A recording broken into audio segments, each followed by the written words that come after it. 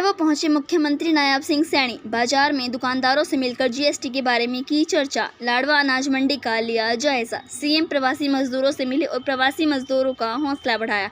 हालांकि पंजाब में ये मुद्दे का फिगर गरमाया हुआ है। सीएम ने कांग्रेस और आम आदमी पर कसा तंज। कुरुक्षेत्र से आ रही है इस वक्त की बड़ी खबर, जहां मुख्यमंत्री नायब सिंह सैनी आज लाडवा पहुंचे हैं, जहां पर सबसे पहले अग्रसेन चौक पर अग्रसेन जी की मूर्ति पर पुष्प अर्पित कर नमन किया। इसके बाद लाडवा बाजार में सभी दुकानदारों से मिले और जीएसटी को लेकर बातचीत की। उसके बाद मुख्यमंत्री नायब सिंह सैनी लाडवा अनाज मंडी में पहुंचे, जहां उन्होंने अनाज मंडी का जायजा लिया है, किसानों से बातचीत की और किसानों को फूल देकर सम्मानित किया और मिठाई खिलाकर शुभकामनाएं दी। वहीं मुख्यमंत्री नायब सिंह प्रवासी मजदूरों से मिले और प्रवासी मजदूरों का हौसला बढ़ाया।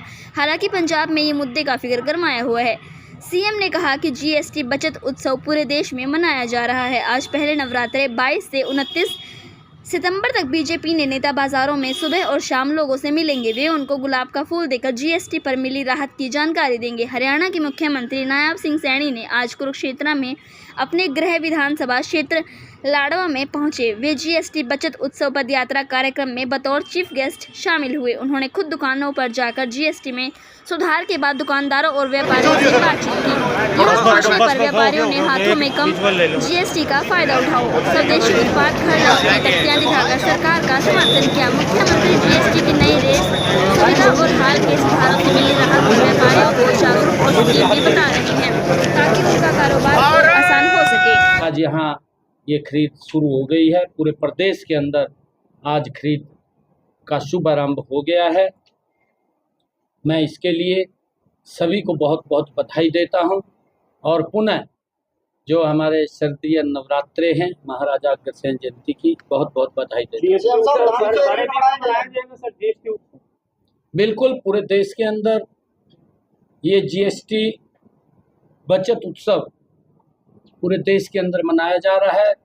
22 तारीख से लेकर के 29 तारीख तक ये नवरात्रे माँ के नवरात्रे हैं। हर रोज सुबह और शाम हमारे नेतागण बाजारों में जाकर के लोगों से रूबरू होंगे, उनको गुलाब का फूल दे करके उनका स्वागत करेंगे और जो जीएसटी में ये राहत मिली है इसके बारे में बताने का काम करेंगे।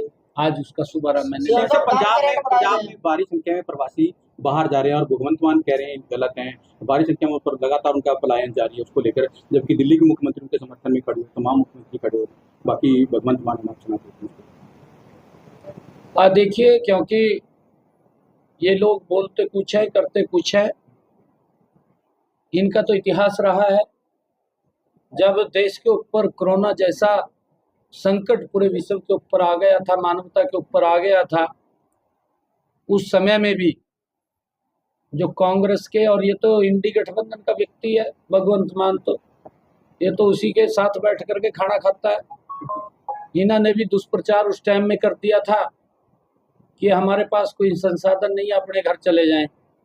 सब लोग कोरोना के अंदर जो घरों में बैठे थे वो सड़कों के ऊपर आ गए थे। इनकी मेंटलिटी तो देश के सामने आती है, चाहे कांग्रेस पार्टी है चाहे ये आम आदमी का है। इन्होंने तो अनाउंसमेंटें कर दी थी, दिल्ली के अंदर कर दी थी केजरीवाल ने।